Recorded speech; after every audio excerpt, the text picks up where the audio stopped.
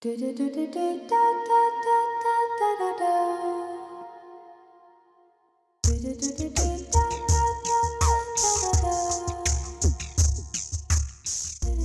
to Thanks for Visiting, a podcast that's part conversation, part time capsule.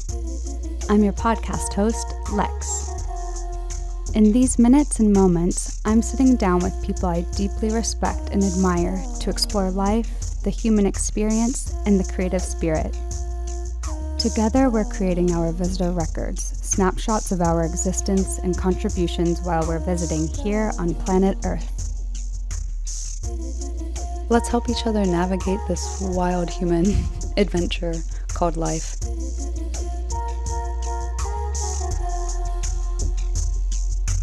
There is something in music and the frequency, in all of that creation, the exploration of it, all of that takes me to the pinnacle of my highest place of a human being in this earthly existence. And I would never give that away to anything. Welcome to Thanks for Visiting, and on this episode we have with us Nicholas Gunn. Nicholas is the founder and CEO of the music label Blue Dot Recordings. Good to see you. I call you Nick. Is that fine? You could totally call me Nick. Yeah. Do you remember how we met? Oh, sure. Well, number one, it's great to be here. Thanks for having me, Lex. Yeah. Yeah. Oh, sure I do. I was getting a haircut in Pittsburgh. And I remember And I was. So you were too. We met in the salon. And it was crazy, right? Because I had just moved there. And I just moved there from Chicago, and I did not want to be in Pittsburgh. I understand. My wife got a corporate job, and she said, "Look, I got to take this job, and it's going to be good for us. It'll be good for the family." And I remember we bought a real small home there in the what was it called? The War Streets district. Yeah, you were in the north side. Yeah. Where the hair salon was. Yeah, I remember I came over not too long after I'd moved there, and then I remember seeing you in the salon, and you guys were doing music. You were talking music, and you were talking art. And so if I recall, I kind of went, "Hey, hold on a second. We're in Pittsburgh. You want to talk music? This is great." Yes. Well, and what's funny about that is I grew up in Pittsburgh, but I was not living in Pittsburgh anymore at that time. I was there for a work trip, which those work trips that I get flown out for are like 3 days long. Yeah. Every time I go to Pittsburgh, I go to my girl, Brienne Kamansky at Motive Salon to cut my hair because no one does it as good as she does. So you and I, our paths crossed at like this same exact hour that we were at the same exact salon. Yeah. Brienne had asked me what's been new with my music, and I had some of my artwork in her salon, and you were like, "Oh, did you say?" And I'm always skeptical when someone's like, "Oh, I make music," as I'm sure you probably are. Especially when you're sitting in Pittsburgh. I mean, it's not really known as a music hub, is it? So. And as we're going to get into with AI, now when someone says they make music, you're like, "Do you?" Yeah, do you really? Or do the robots do it for you? Oh, gosh. It's such changing times. They're really hard times for the music biz right now. Yeah. So before we dive deep into AI and the industry, let's cue up about you and your background, because you have an extensive background in the music industry. Why should we be listening to you on this subject? Why should you be listening to me? Well, I think those folks that have a long history of going through different incarnations of the evolution of the music business are people that I tend to like to listen to. I started in the early 90s doing instrumental world music. I mean, I was studied at the Royal Academy of Music in flute in classical theory. And so when I was in my late teens, early 20s, I started doing instrumental world music because that was the one thing I could incorporate my flute into. And I got a deal. I signed a record deal when I was 24. I sold several million records through the 90s, going into the early 2000s, doing world instrumental styles of music. And it was quite unusual, an early success. And I basically went through the 90s into the early 2000s with that unusual success and really not quite prepared for what to do with my career next. Usually, you're supposed to work 15 years for that. But sure, I didn't seem to have that behind me. So obviously through the 90s, I learned quite a few painful lessons, And then I started a label in 2001 representing a good lion's share of the instrumental world music acts that were sort of prevalent at the time. And we did great. We had about 250 artists, about 1,500 titles, 2,000 titles. And we grew it to a point where all of a sudden streaming came along. Yep. And so we went from a physical CD business to dealing with the evolution of CD physical sales going towards streaming and MP3 downloads. And we really didn't have the contracts or the ability to navigate. And so we closed up shop.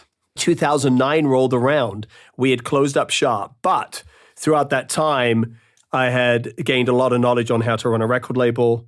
I gained a lot of knowledge on how to represent artists, how to nurture artists, how to develop content, how to get the best out of artists. And then after I closed that label, I was down. Sure. I felt pretty low. I thought to myself, well, I really worked very hard for that. And all of a sudden, I'm finding myself in a place where I have to sort of restart. Because that's like 15 to 20 years later from where you started, right? Yeah, exactly. So here I am in the late 2000s, 2009, 2010, and it gave me an opportunity to do something I'd always wanted to do, and that was electronic music.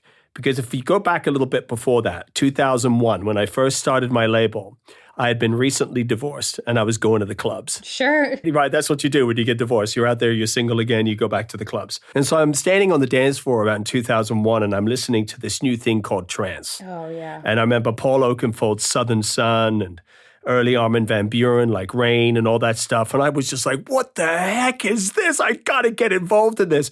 And I remember saying to myself at the time, why am I not doing this? Why am I not doing this as an artist, as a producer, as a musician?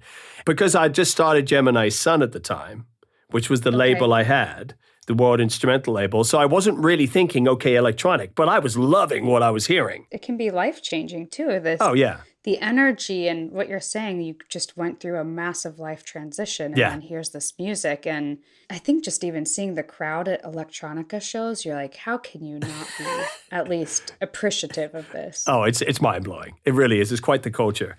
So, I went through the 2000s wanting to get into electronic, but I had the label. But I did grow the label, and unfortunately, we did have to close in 2009, 2010. But it gave me an opportunity to get into electronic. And so by the time 2017 had rolled around, I became quite proficient at producing electronic. And I started a new label, Blue Dot. And now we've been around since 2017, and we are an emerging electronic label. We represent some pretty decent names in electronic music, from trance to chill house to progressive to down tempo. We work with Richard Durand and Alex Morph and Jess and Kieran Macaulay, Craig Connolly, some great names in trance. So we're very excited and we're very fortunate as a label to be doing that. And including your own works. Yeah, and I don't discount my own works, but I always put the artists that I've worked with ahead of me. It's just part of my label boss mentality, you know what I mean? I just want the people to know Nicholas Gunn. Oh, sure. And I do appreciate that. I do. But, my music has served me well. I've sold a lot of records over the years, And so here I am now in electronic and I'm doing Blue Dot. And yes, I don't want to discount my own artistry. It's very important. And I am sort of the front runner of the label, and I produce for 4 of our artists on the label. But during this time of AI tech coming into the music industry, I've had to be really proficient in understanding what it means for our business and what it means to the artists that we're working with. And so my knowledge base of AI is pretty deep and extensive, only for the fact that I don't want it to interrupt our business. I want to understand it fully and how it's going to affect our business, what the repercussions of using AI parts in music are, what it means for the music industry as a whole, where it's all heading. It's pretty precarious times. At the same time, it's not quite as dismal as one would think. I don't care if AI is great or not. It's how it exists, how it came to exist, and what it's doing to the artist's music pool. So let's back up a second and talk about how AI came about. Sure. AI is great. We've been using AI assist and computer assist since the late 80s. Let's not pretend that we don't like it. Let's not pretend it's going to be great. Let's not pretend it's going to outdo us, because it will. But it's not about that. It's going to be as great as it's going to be. It's how it's fleecing human artists in the existing artist royalty pool on the stores, how Suno and Udio have scraped illegally music from YouTube, from Spotify for learning without license, and then have literally created an end user product that allows those parts to be downloaded on the stores and monetized. So we have been fleeced on both sides. And let me tell you, it is literally, in the history of the music business, one of the greatest music heists of all time. And if anyone tells you otherwise, they don't know the legal ramifications. They don't understand the music business and how it operates enough to understand why. And if you're participating in it as an artist, it's time to wise up. So what's happening right now is Suno have scraped YouTube and Spotify and used music for its learning process. Well, Sony, UMG, and Warner, the three large major labels, sued Suno and sued Udio, however you want to say it, and said, well, you've basically infringed on our copyright without license for AI learning. Well, Suno and Udio basically said, well, no, we're using fair use under copyright law. Well, it's BS. It's BS. It's a red herring. And a red herring means a diversion. So in essence, fair use under copyright law was never intended to protect AI. It was always there to protect human interest. And so the nature of fair use protecting AI is absolutely ridiculous argument. And unfortunately, that's not going to hold up in court through trial. And so we have probably one of the largest lawsuits between UMG and Sony against Suno that the industry's ever seen. It is claiming $150,000 per infringement. Wow. So as they go through the lawsuit of discovery, they're trying to find settlements, such as, well, you can exist, Suno, as long as you're what's called a walled garden, which means if you can choose to now license music, you can pay restitution for all the damages. And then you can only, if you want to create AI parts as an artist, if you want to go to Suno and create your AI music, it can only be played back on Suno. It can't be downloaded and put on a store or shared anywhere else. What that means is it doesn't pollute the current ecosystem of the royalty share existing on the stores. So as soon as AI parts enter the stores, it what's called dilutes the royalty pool because we have a pooled share of royalties. Basically, it's quite complex, and you do have to understand the music industry to really sort of wrap your brain around the whole thing. But we've got the licensing of music, number one, okay? And now they've learned from all of the licensing of our music. Well, once the user develops an AI part at Suno, they prompt the engine to create a top-line melody. They create the parts. There's two parts to that. There's the master and the intellectual property, two parts. The intellectual property is the lyrics and the melody. Well, if Suno created that lyric and created that melody, and then also created the singer, they've created both sides of what's called the potential copyright, which is the intellectual property and the master property. But it's not copyrightable because it belongs to the AI engine. Mm-hmm. So when Suno allows an end user to download those parts, they say, you are not allowed to go copyright these. You're not allowed to claim the copyright, but we give you a license to use these parts on the stores in conjunction with your own parts and then monetize the entire track. That's confusing. Yeah. I'm like, as an artist, that's confusing. So I'm like, I don't use AI in my music. Good.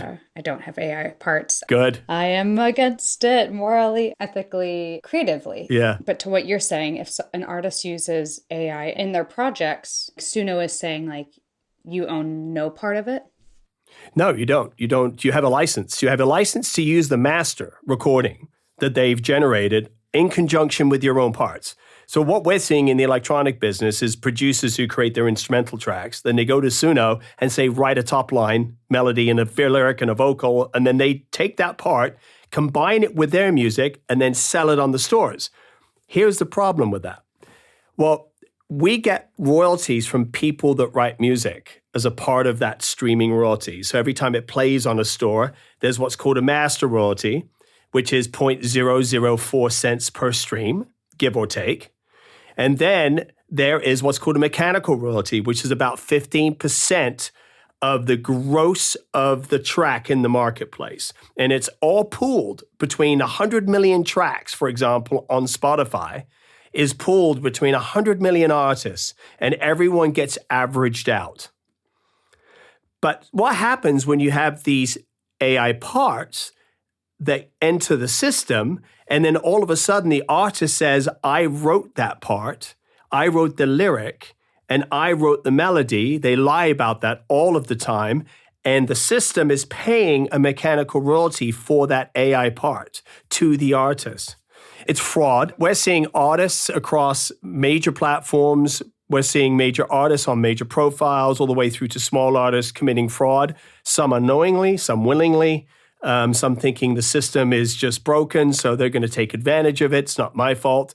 But when Suno basically generates these parts, they say that all liability belongs to the end user. So if you do claim those parts on the store and you claim royalties, mechanical royalties from the use of IP that doesn't belong to you, not only is it fraud, but Suno's not responsible for that fraud. Mm-hmm. So when you look at this whole mess, you see that it's going to unravel. Yeah, it's not sustainable. It's not going to last, no. So what's going to happen is what we're seeing happen as it moves through the courts is the Sony and UMG lawsuits with Suno and Udio are basically forcing them into a path of settling. And that is, if you don't settle, restitution will be in the billions of dollars, could be one of the largest restitutions the music business has ever seen. And if they don't settle, it will go to trial, and it will be very nasty and very expensive for everyone. At the end of the day, there most likely, in my opinion, will be a settlement, and that settlement will make Suno a walled garden. What that means is that they have to scrape all of their library clean from all the previously licensed music. They have to then license music legally, which makes copyright owners like myself be able to make money from AI. And then the people who want to create AI music have to stay within the Suno platform. They can't download the parts. They can't share them on the stores. They can't monetize it and dilute the artist royalty pool. That's where we stand with AI in music right now. Interesting. Oh, it's crazy. Crazy. So if you and I own masters of our music, Suno would have to license that from us then? Yeah, exactly. If we wanted to, for training purposes. Yeah, so there's, Dana's very worried about AI in the workforce, and she's right. We should be very worried about what AI is going to do to the workforce. But if you speak to the really, really bright people that are heading the AI companies, teach your kids how to be owners. Not just owners of their own company, but owners of property. Yes. Because meaning like intellectual property. In the music business, master property and intellectual property are the two parts you want to own. If you own those parts, then you can make money if you so choose to opt into AI learning from what you contribute. That's the same with all industries. AI has to learn from humans, what we give it. So if humans own those parts, then those humans stand to make AI profitable. And we should be given the option if we want it to learn from us. Yeah, opt in or opt out. Yeah, I'm not sure if I would want it to even learn from me.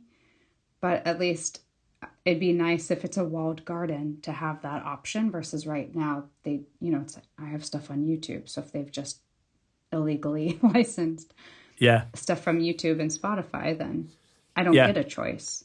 Right. No, it's really strange what's actually happening because the whole process of illegally licensing or not licensing music is so carte blanche music heist type stuff that no artist ever had an opportunity to ever have a word in this matter. Correct. And so the level of atrocity here is just staggering. Here's a great example. Disney have just made some choices. They've laid off a ton of creatives. Yes. After training the AI from the creatives. But they own that copyright. Right. Here's the thing. So yes, is it terrible that creatives don't own their work when you work for Disney? Like the guy that did Black Panther, he probably knew that when he signed the contract. So at the end of the day, all of a sudden, here comes AI. AI is threatening the workforce. So if you're not an owner, you stand to lose your job to AI. If you're an owner, you stand to profit from AI learning from what you've created. Disney is a great example of the difference between workforce and ownership.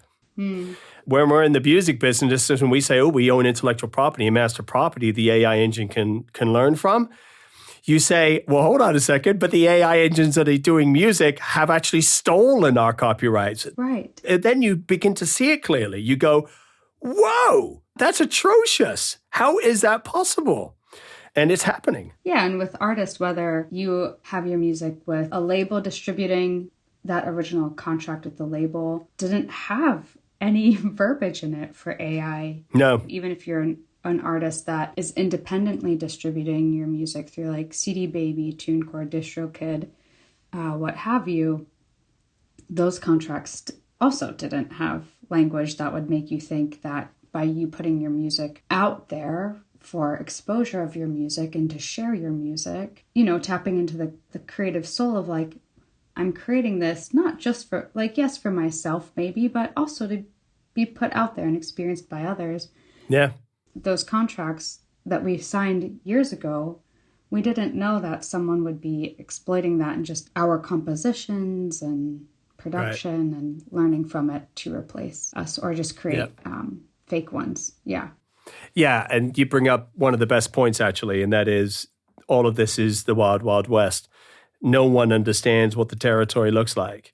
You know, remember when streaming came about, when Napster offered the first free download? Mm-hmm. And everyone was like, the whole music business was like, what the hell do? We have no license agreement and there's no copyright to protect us from downloads.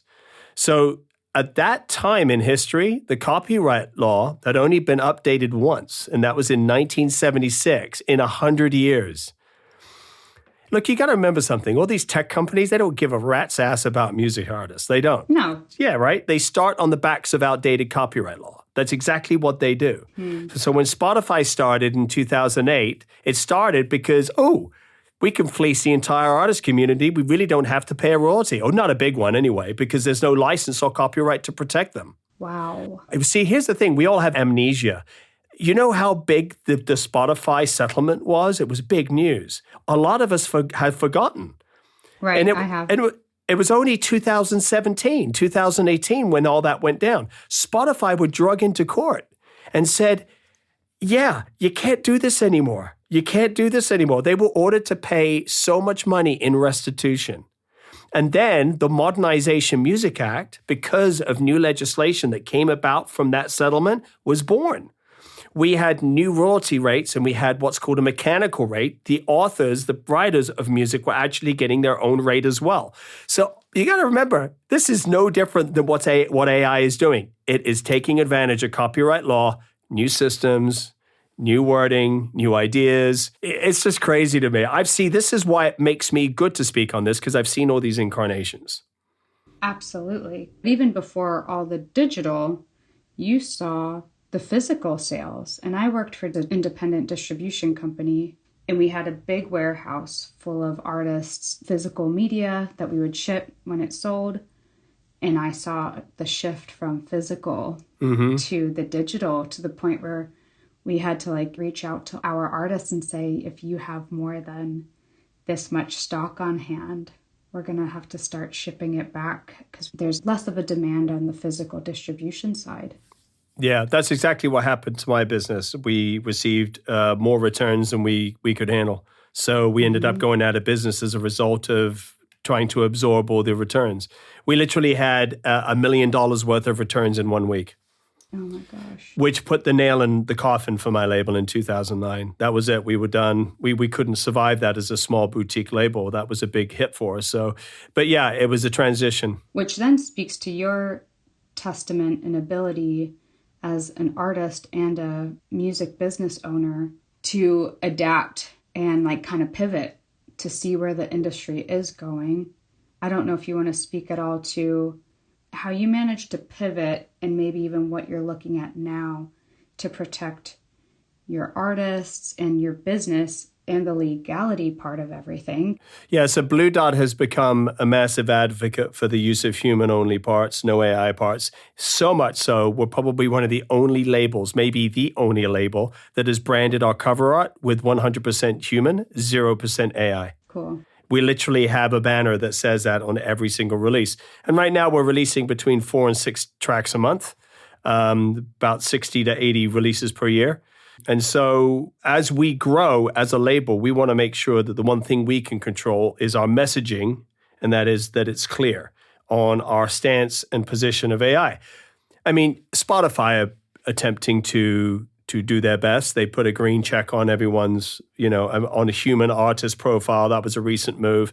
But quite honestly, that does nothing to stem the tide of partial AI parts being used in music and the illegal claiming of intellectual property and the triggering of mechanical royalties across Spotify and Apple. And that's happening every day to a ridiculous amount.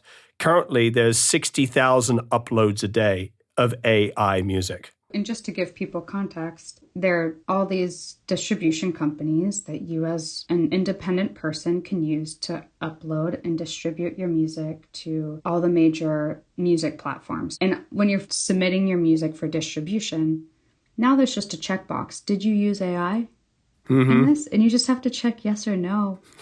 No one's checking it, right? So is part of the argument or part of what you're talking about how people can just be like, nope. There's claiming that there's no AI used, but there is also AI used. Right.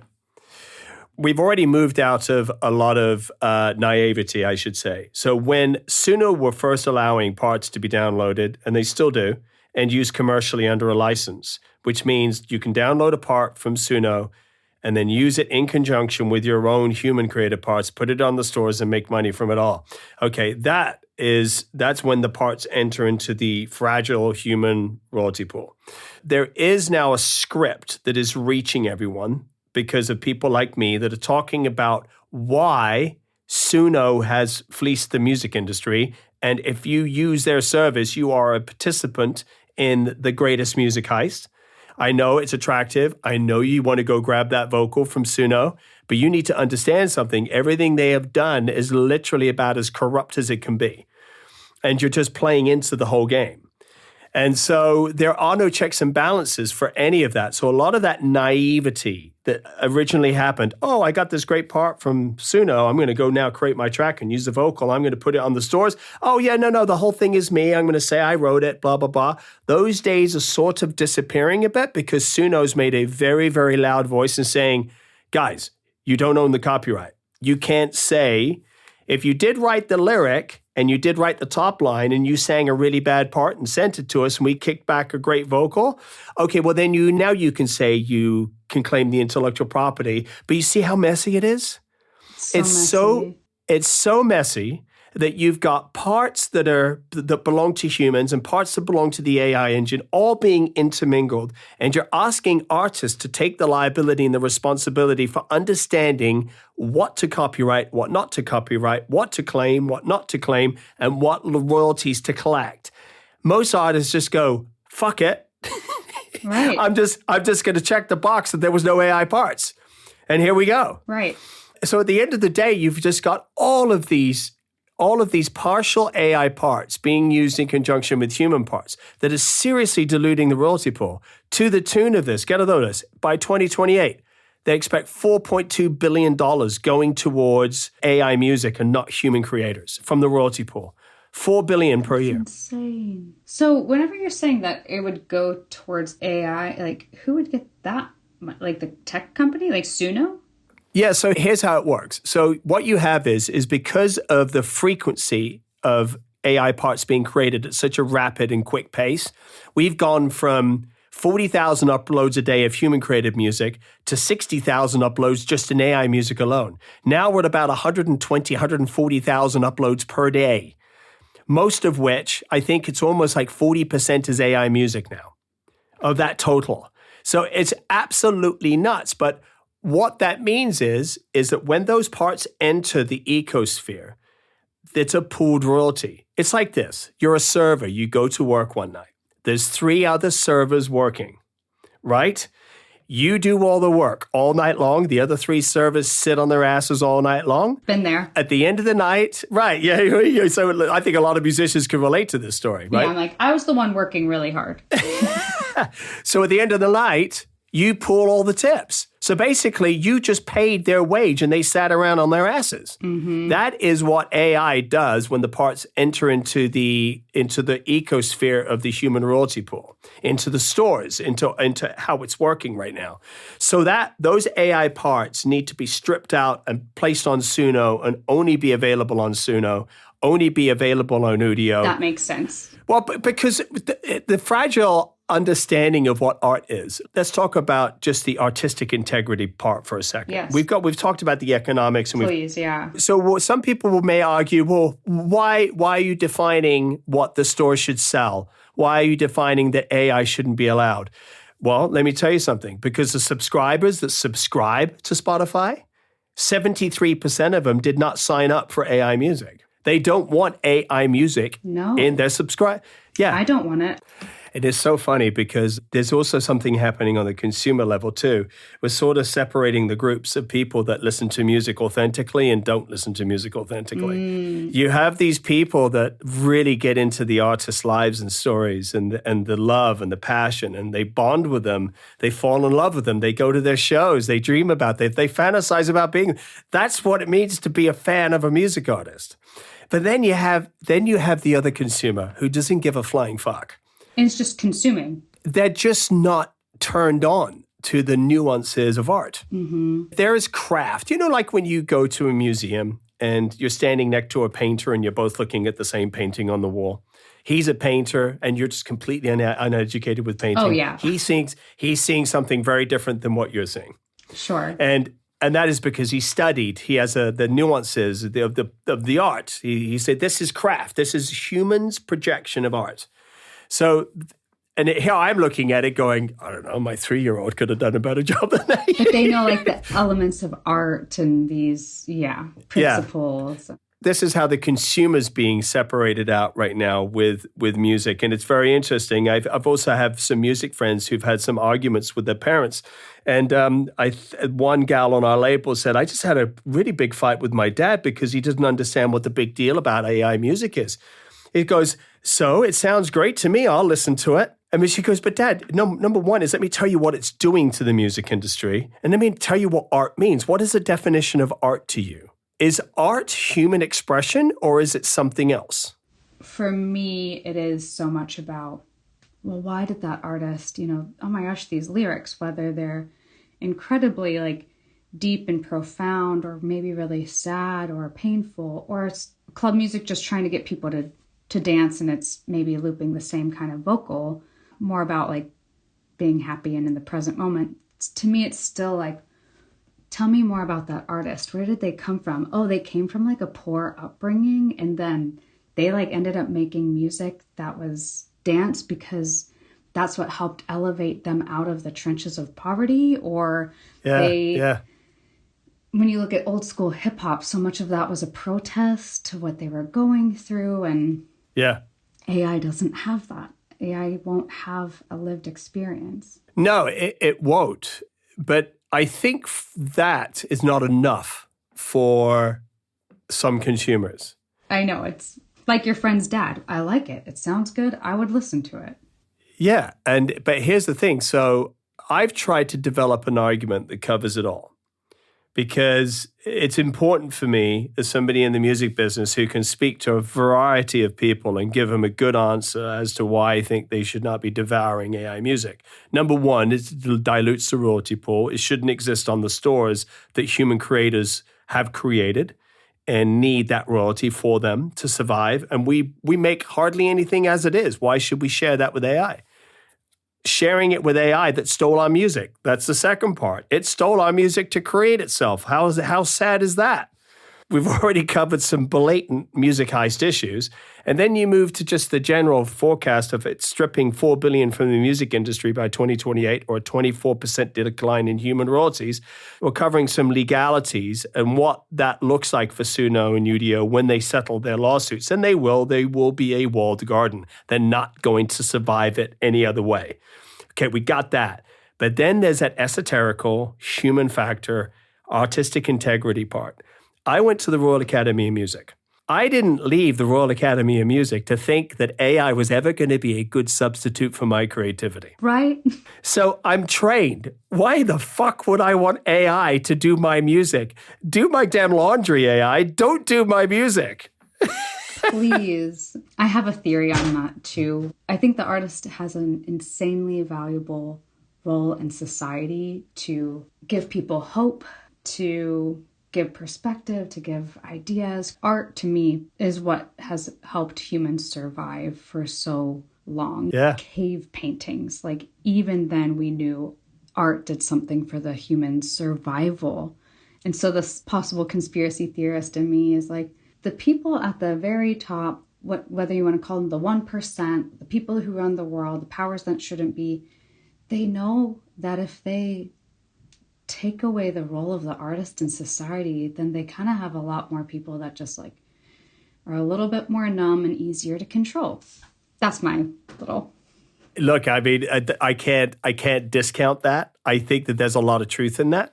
I think that you find a lot of passionate people in the arts. I think you find whenever you're allowed to express yourself through an art, you feel empowered. So if that's taken away from us, then all of a sudden, where's our power? Where's our voice? Yes. Number one is we're not going to lose it. No.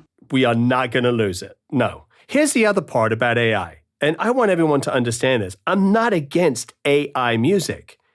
I think it is a very valuable tool for some when used correctly and exists within its own walled garden. For example, here's some examples. Let's say, for example, you wrote a top-line melody and you were singing a rough by yourself and you needed to figure out how to get that vocal or that melody to fit better with your piece. AI can be a very good tool to help you sort some of those solutions. If you take it further than that, and you say, I'm going to have AI now completely write the part, and then I'm going to have AI actually do the performance, create a vocal or a violin or a guitar, and then I'm going to use that part, then what you've done is you've taken the attribution to human creativity away. I think when AI can always lend itself to a human contributor, you're in the I have not crossed the line in the sand sort of area. But as soon as you allow AI to take away the human interest, or you allow it to go as far as to replace the human, then in my opinion, you've crossed my line in the sand. And we all need lines in the sand with AI because the lines are blurred. And if you don't understand as a music professional where your line is, I would go out and find where your line is. Because these are the times where in social gatherings and even in business gatherings, if you're not clear on the AI dilemma when it comes to music, be prepared to be so. Because I think as an artistic community, we need to know where we all stand. I agree. And I think other industries or even people within their own home structure, figuring out where those lines are of how we're going to let technology into our lives, right? Yeah. I have a question for you. Is there something that you think AI can never replace in music? Yeah, you can't replace the human talking about the music they wrote. Yeah. So the one thing that I do and I've always done, I tell my fans why I wrote the piece, why I wrote the lyrics, what part of my life this happened in, why my heart was broken, what flute I'm playing, how I wrote the melody. I talk about all that stuff, always have done. AI will never be able to take away that. So as soon as you stop participating in your music, AI is won. Well said. So this is the problem we have in today's music culture. We've allowed AI to assist us. We have a lot of assist tools with the DAW, with VSTs, with plugins. A lot of them are very useful tools, and I use them all the time. But I'm always very careful for how far I go. And for people who don't know what you're talking about, when you say like AI assist tools, do you mean kind of like a mixing plugin that can help you see where your frequencies are needing to kind of... Yeah, we like one of the greatest mixing tools is mastering. So their mastering tools have come quite far with regards to AI. I find that to be a very useful tool. I've used AI mastering before. I'm not too particularly happy with it all the time. I still do my own mastering. But AI assist with regards to a mastering tool is great. And let me tell you why from a legal standpoint. I bought that license to use that mastering plugin. Great point. That was created by human beings for use by human beings. Unlike what AI has done, has stolen from human beings to then steal again from human beings their royalties. So these AI assist tools that are created by human tech people and then are licensed to human beings to make their jobs easier, such as I don't have to push the vacuum so hard across the floor kind of concept because I have an assist, because I don't want to push that vacuum, meaning music, I'm using an analogy here. That's what makes it worthwhile. It's like, okay, this is not replacing me, it's aiding me. It's not making me, if I want to sing on a track, I'm going to sing on a track. If I want to play my instrument on a track, I'm going to play my instrument on a track. But I'm not going to allow AI to take that away from me. I'm not going to allow AI to do that for me. And would you sort of liken that to a human being who creates like a VST pack, or they create a software instrument, or they even create some like break beats or beats for people to license? Yeah. Splice. Yeah. Yeah. Yeah. So like a VST, let's say, for example, something I use a lot, like Omnisphere. They make a great suite of VSTs, virtual instrumentation. That's what that means. So there's some sounds on there, like some acoustic guitars that I use quite frequently in my music. I'm playing the parts on the keyboard. Right. I'm playing those parts. I'm writing the intellectual property. I'm mixing them into my tracks. But you know what? There's still a part of me that says, am I going too far? I get that. Because that's where my line is, you see. I know where my line is. So why, to me, do I think I'm going too far? Because I have a need to express myself on a deeper level. Because I'm trained, my mind says, go learn the guitar, play the part yourself. And you know what I've done many times? If it was a simple picking part, I will sit there and sample the picking into the computer so I can say I played it by myself. But that's me. That's my integrity. And I get a lot of reward in return for doing that. I have to be honest with you, I don't get these so-called AI creators, I'm not going to call them musicians, that think there's no reward in doing the music labor of love in the studio. There's a tremendous amount of reward there. And if you don't understand or feel it or see it, then you shouldn't be in the music business. I agree. I actually commented on one of your posts kind of about that and how, like, for me, it's so much of the artist process. I know some girl kind of clapped back. I disagree with you. But for me, again, it's the artist process. Like, I started within music when, my parents had a upright piano growing up, and I remember no one in the family used it, and I would pull up the piano bench and there was sheet music, and I taught myself how to play hot cross buns. I can't explain to you how. Yeah. But then when they sold that, I got a little keyboard, and it did so much to explore this other language of music. Yeah. And then as I became a teenager, in certain areas of my life just felt like really stressful, and things like anxiety started to creep in, and kind of more struggle to understand myself and the world around me. Music was my place where I poured into that. If you listen to those recordings, are they technically good? Probably not. Like the recordings themselves are awful. Like I was recording on like a $10 microphone. Yeah. But if I didn't have that experience, I definitely wouldn't be the artist I am today, or even just the person I am today. Yeah. So that's what I don't understand, is why, to your point, why people would want to take out so much of the creative exploratory process. When you're talking about people need to know where their line is, I would also beg people to ask the question of, what is your goal?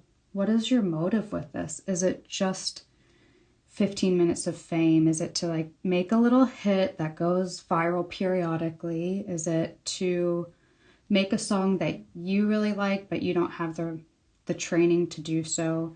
Is it for money? Is it because you are trying to enter the music industry where you want a financial kickback from that, but then you do have to think about the implications of how that's affecting other artists?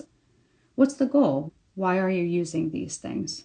So you just mentioned two things that are very interesting, and that is you don't understand why somebody would want to use those things. Here's the thing. It's because they've never experienced the reward of creating music. Great point. So people who understand art craft, like really being artistic and understanding the craft of being artistic, will most likely not choose AI as a good result or a good substitute for your own creativity. See, for me, I know AI will become phenomenal in 5 years when it's super intelligent AI, but it still doesn't, I don't care how good it is. It's not going to stop me from being my own musician. It's not going to stop me from doing my own stuff, period. It's just not. So it doesn't matter how good it becomes. So that leads me to the next point. Who are the musicians that are choosing this? I have to be honest, I have to deal with these musicians almost every other day. Okay. We have a lot of musicians we've worked with. Electronic music is a big culprit of using vocals generated by the AI machine, combining them with their own tracks, putting it out there, laying claim to lyrics, laying claim to composition, laying claim to everything, generating royalties, and contributing to the problem that we've discussed today. So I've had talks with these artists. I've had very real discussions about their motive. I've had really real discussions about what their intentions are and where they see themselves and why they're choosing to do what they're choosing. And there's one common thread with all of them. That is, music is not craft, it's commerce. So it's a very different ideal. Like we have different ideals at that point. Yeah. Music to them is not about craft to the degree where it's like everything I do musically has to speak of my soul and who I am. I don't care. It just needs to fit so I can get traction and get 100 million streams, be on top of the charts, book the festivals, and become a big name in my chosen genre. That is my goal. And I will bite, chew, scrape, and claw my way to getting there. These are the people that are choosing AI. I want to just pause and think about what you said because it summarizes a lot about art and across different artistries because, my husband's in film. They're not seeing the same rapid influx of AI films like we are within these streaming platforms within music, but you see it starting to creep in. I think they're seeing it a lot more with scripts and the writing. Yeah.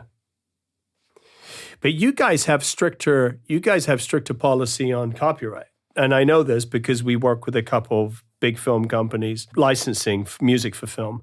And what we understand to be true is what's different about the film music business in sync is that if you were to use an AI part as a composer for a film and not disclose it, that copyright that is not copyrightable, that liability has just been passed on to the film company in the distribution of the product. Yes. And that is a deal breaker. That is a deal breaker for the film industry because you've just exposed a liability that, see, if you're a music artist and you use an AI part in conjunction with your own and you distribute them on the store, the only one who's laying claim to the irresponsibility is the artist themselves. But when you score a feature film and then you put that music on a soundtrack, you've just exposed the entire film company to liability. Oh, yeah.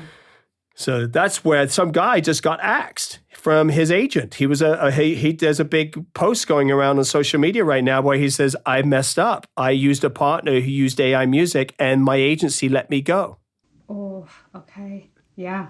Yeah. I know on the bigger level with the awards for film, I don't think the film can even qualify for an award if it had AI usage in it. I don't know how they determine those lines, but... Well, it's just crazy to think that anything that was generated by a computer like that should get an award. I mean, it's just nuts, right? It's like these chart toppers, right? You get Billboard laying credit to some of these AI tracks, 100% AI tracks too. And mind you, some of the terminologies are important to understand. There's a terminology going around in the industry called AI slop. Yes. AI slop is the 100% generated audio track. So it means that it's tracks that the stores take and consider not distributable. They won't pay a royalty on it. They won't assign it to a real artist. That's called AI slop. It's what's called public domain because it's non-copyrightable. But that's not where the problem exists in AI. It's these partial parts where these artists go grab the part from Suno, they use it in conjunction with their own, they go out and then they lay claim to all of the royalties when using partial AI parts. And this is where the biggest offenders are right now. It's sort of like the part that no one's really talking about enough, in all honesty. Everyone talks about AI slop, but they don't talk about partial AI parts. And copyright law allows for it, and that's why it's still legal. But in my opinion, that won't last.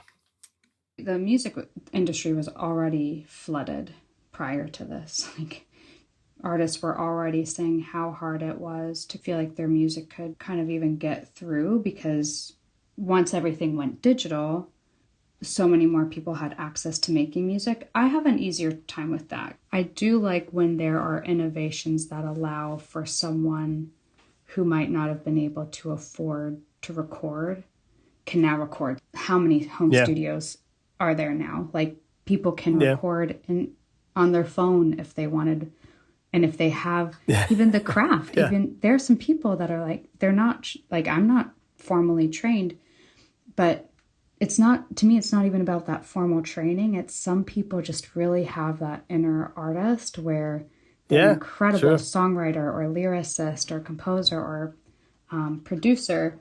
So I'm all about technology and advancement that gives more people access to create and put out things.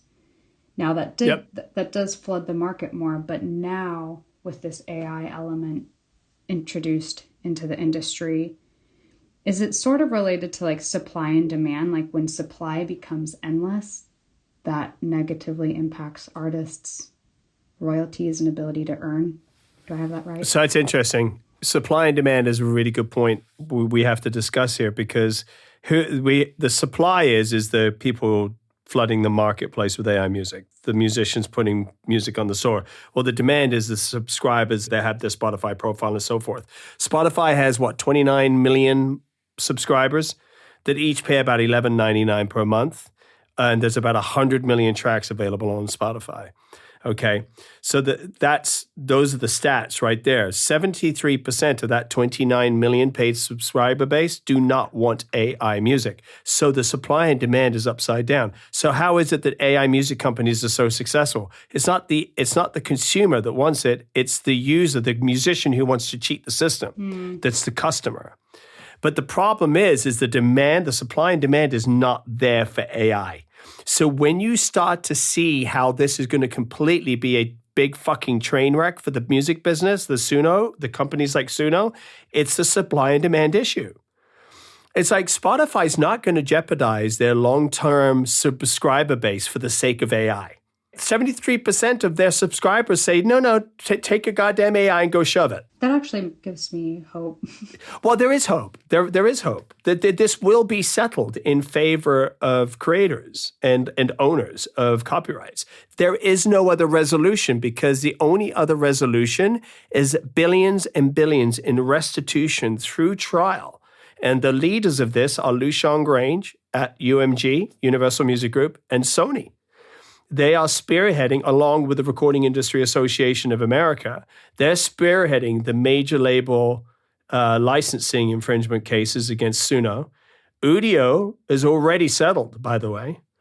They're now a walled garden.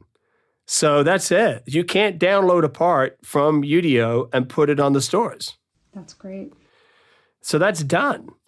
They've developed a platform, and their settlement says that they are now going to exist within their own walled garden. If you want to use Udio, you subscribe to Udio. If you want to go listen to AI music, you go to Udio. You don't go to Spotify. Seems fair. Yeah, it's fair. So eventually, at the end of the day, you will see the entire AI music industry shift towards this model. If it doesn't, Suno will be stuck with a multi-billion-dollar restitution issue. And I don't think it's big enough to afford that. I think it just passed the $350 million annual mark. It's not a $1 billion company as far as gross revenues yet. But if it did get to over 1 billion, it may survive a restitution problem such as that. But right now, it's a race. It's a race to settlement. Wow.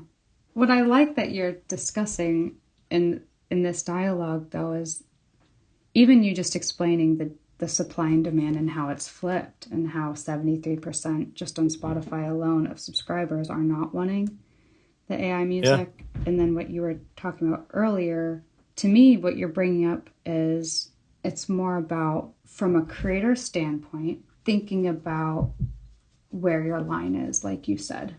Yeah, I think the problem that I've entered into the AI discussion dilemma with this script.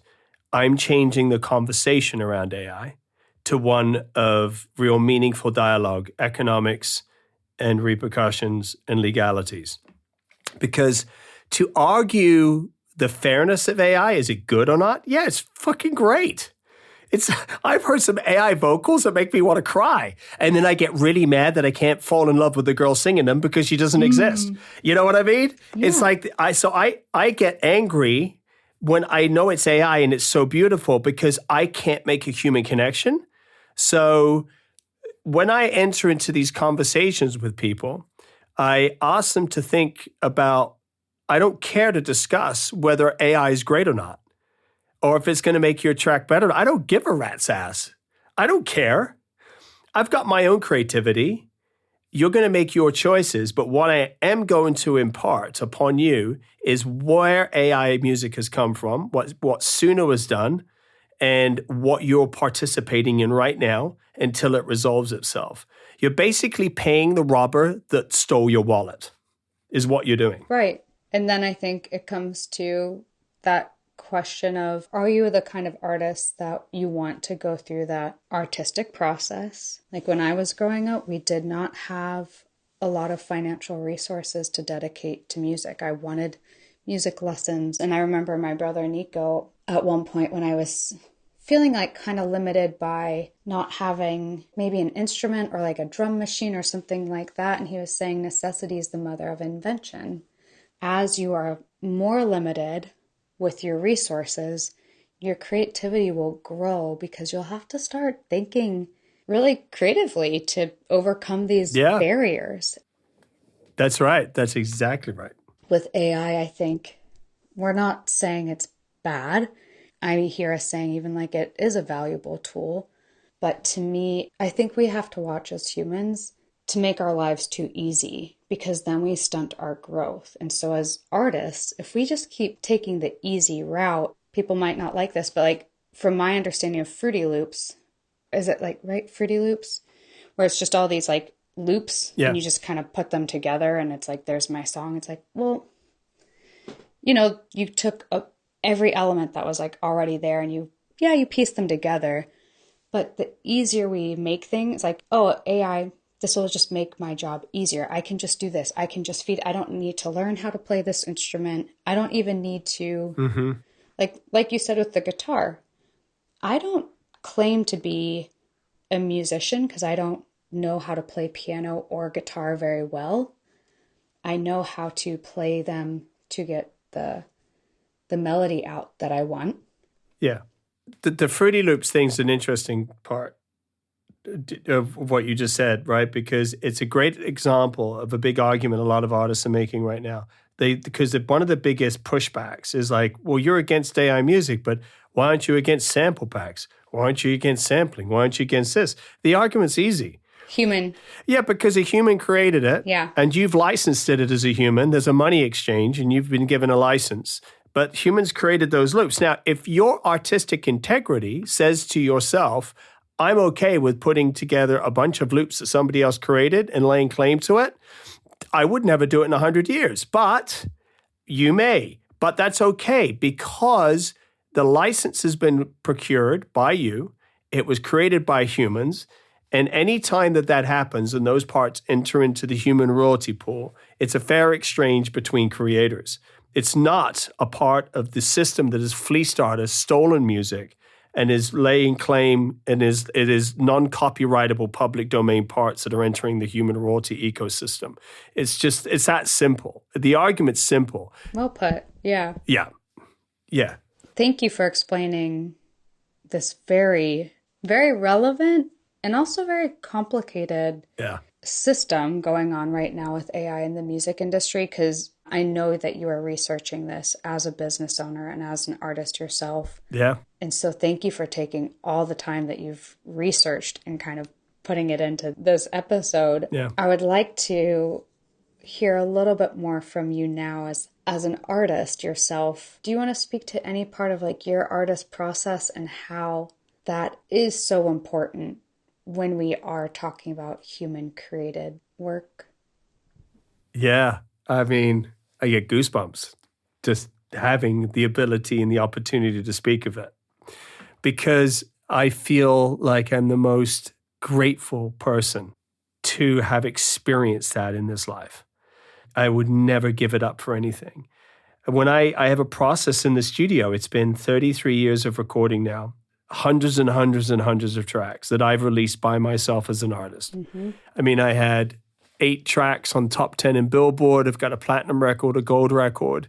And all the way through all of that, all the way through into electronic and doing all of what I've done and working and producing with other artists, there's a process and a place I go every single time I sit down to write a piece of music. And it's when I just lay out those progressions, like if I'm in A major or I'm in F sharp minor or if I'm in one of my favorite key signatures and I'm just going for it. And I get to sit there and tap these melodies into existence on the keyboard or on my instruments that just absolutely give shivers from the deepest place in my soul, and then create those sounds and those combinations to create this tapestry of pure sonic goodness. There is no greater pleasure as a human being than that fucking reward. Mm-hmm. And I'm so grateful to have that opportunity, because in that experiences is what our higher self is made of. There is something in music and the frequency, in all of that creation, the exploration of it, all of that takes me to the pinnacle of my highest place of a human being in this earthly existence. And I would never give that away to anything. I love that, and I want to ask you, how does that experience, your artist process, how do you feel like that affects or influences how you show up in the world as a stranger, as a husband, as a dad? Do you think that affects those other roles in your life? Yeah. I'm on my 3rd marriage. So it's me being a musician but I had emotional difficulties. I had to overcome some hurdles for myself personally. And I arrived at a place in my time where I'm at now, especially over the last 8 to 10 years, where I'm really, really comfortable in my own skin. Yeah. But up until that point, like everyone's journey, you have to find yourself. You have to get really comfortable with where you're at. Some people get less, some people get more comfortable, some people lose themselves. You know, life is a complex jungle of emotions and it's a weird journey. But I'm just grateful for landing on my feet, because I certainly have lived a crazy life. And I've lived, I feel like, a multiple sort of existence. I've had many incarnations across the globe, I feel. And I'm here in the northern UK countryside now with the love of my life and my 2 young boys. And I'm looking out at the sheep and rolling hills, and, you know, my life is absolutely incredible. It looks good on you, friend. Oh, thank you. I appreciate that. Well, Lex, same for you. I mean, you and I have known each other. We go back to Pittsburgh, which is how many years ago now? 2008. No, before then. Lovesick was out 2019, so I think 2018. Yeah. And look at you. I mean, now you're married, you're pregnant, you're doing great in the film business with your music. You get to express yourself the right way, the way you've always wanted to express yourself. And I'm just grateful, because it can go wrong. Yeah. You know what I mean? Yes. It can go wrong, and we've seen it. We've seen it with our friends and our colleagues and other family members. I think we all have. So we sort of count our blessings and say, yeah, but I'm responsible. I sorted my life out. Yeah. I did. I don't know many people that can say that they have had as long of a music career as you. It's not just because of how long we've been on the earth. It's people get burnt out. Some people throw in the towel, or when a business collapses because of a monumental change in their industry, that can be enough to take them out. Yeah, I've just always respected seeing you, how you support artists on your label, how you've supported me as a person and an artist. I'm glad that you have found yourself through all these iterations. And I do wonder if your music artistry helped you kind of lead you to yourself. Yeah. I think the music business has led me down some very crazy paths. Parties and fraternizing and doing things that are probably not good for your health or good for your career as a whole. But my music creation, my artistry has always been true and pure to my heart. But the music business will kill you. Your creativity will save you. That's the soundbite right there.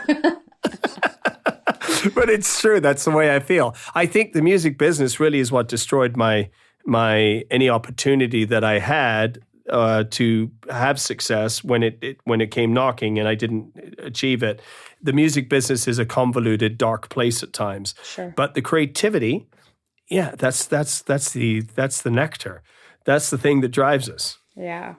So, yeah. Is there any advice that you would give to a music artist this day and age, or even to the younger generations? You've got kiddos now. Like, is there anything that you would want to say to speak to that human creative spirit in someone? Yeah, I think if I was going to give any advice, look at where the future is. As a creator, I'm speaking as a creator. So, and if I was going to speak to another artist, I would tell them a few things. And one would be, this is not advantageous for me, by the way, to say this is a record label, because we want to work with artists and we want to be able to control their masters so we can help them and promote them adequately so we can all make money. But really, if you're an artist, the best thing you can do is do it by yourself. Own your own masters, own your own intellectual property, write your own ideas, make sure you control everything, because you can make money from where the world is heading with AI if you're an owner. If you become a part of the creative workforce that doesn't have ownership in your ideas, then AI is going to step all over you. It's going to spit you up and chew you out. And here's the thing. You can do that. We have computers and AI assist at our fingertips. And the only thing that's you just got to show up. Mm-hmm. So the funny thing is the one thing that people used to mentor me back in the day, and I get it. I knew some big CEOs back at the majors. The one guy named Harvey Cooper would just be like, Nick, just show up. Yeah. He sounded like that too. If you show up, you're ahead of the rest of them. Sure. When you say that, and he says that, do you mean like just show up to create? Show up for yourself. Finish the job you started. Show up with all of your colors and all of your abilities and do the right thing.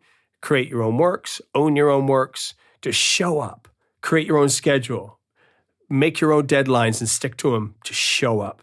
Show up for your life. Show up for your life. I like that. I think a big one for me, in addition to that, is do it for yourself. Like, make the music that you want to make. Yeah. I mean, look, I know you've got some great records, Lovesick and Flight Risk. Flight Risk is a killer record. Thanks. And it's artistry. I love that record. And the thing about those projects is it really kind of, for lack of a better expression, reeks of artistry. And that's what matters. You just sort of want to, make it as pure as you can. And just so at the end of the day, you can take responsibility for it and feel really good about that. Like, you got to be proud about the stuff you've created. And so you sort of sit back and say, fuck, I did that.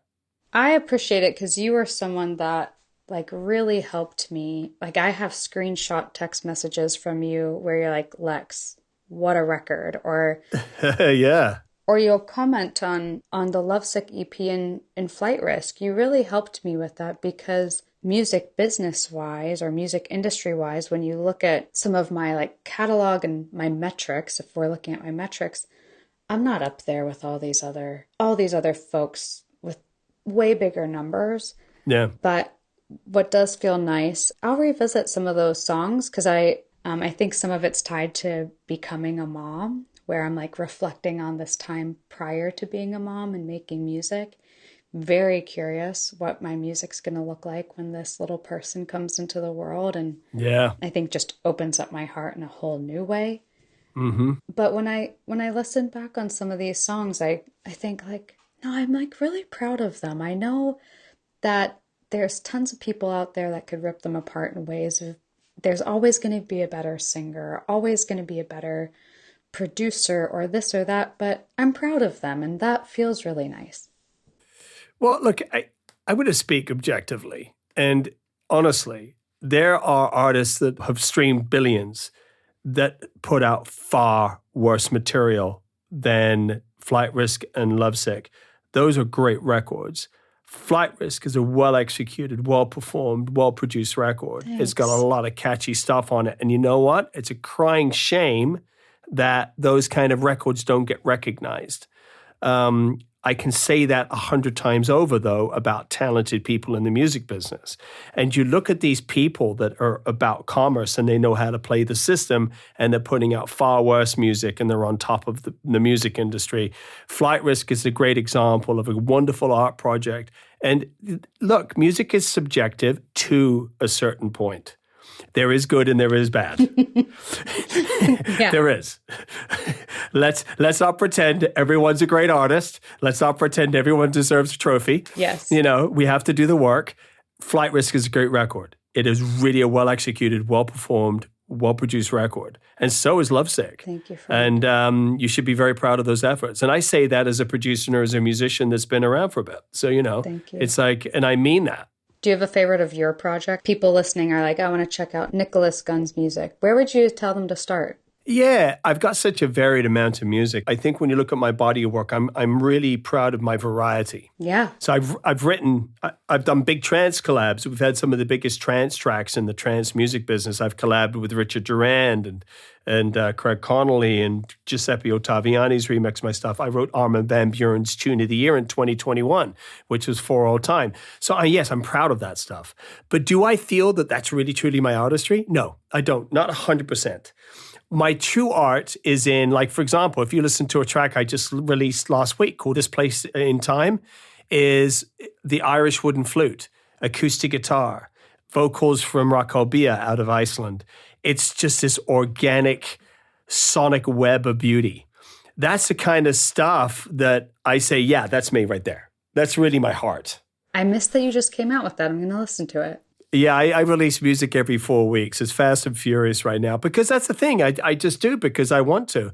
But it's not about commerce. It's not about quantity. It's just that I'm always in the studio. Yeah. And I always love producing music. So I'm always releasing music.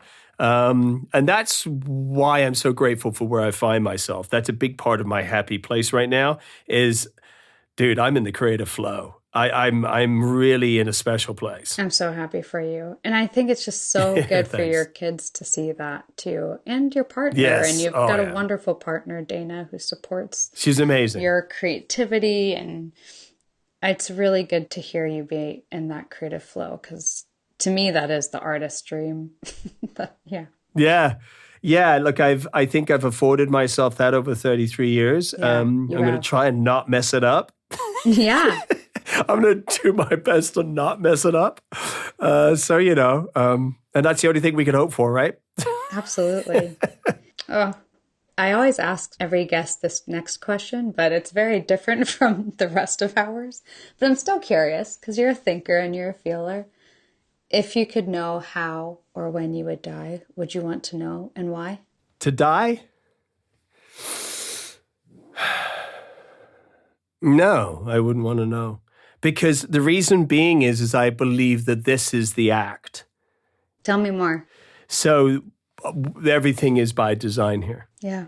I feel like I've glimpsed, this is a mere shadow of our existence. Mm-hmm. What's on the other side is our home. I've had some astral projection experiences and out-of-body experiences. And I've also had some extremely deep experiences through music. I've also had some extremely interesting conversation with NDEs, some friends who have had near-death experiences. We chose to be here. We chose exactly what is going on right now. This is all about a lesson. There is no judgment. Life is just love. There is nothing really other than love that matters. It's just love. Everything else is interference.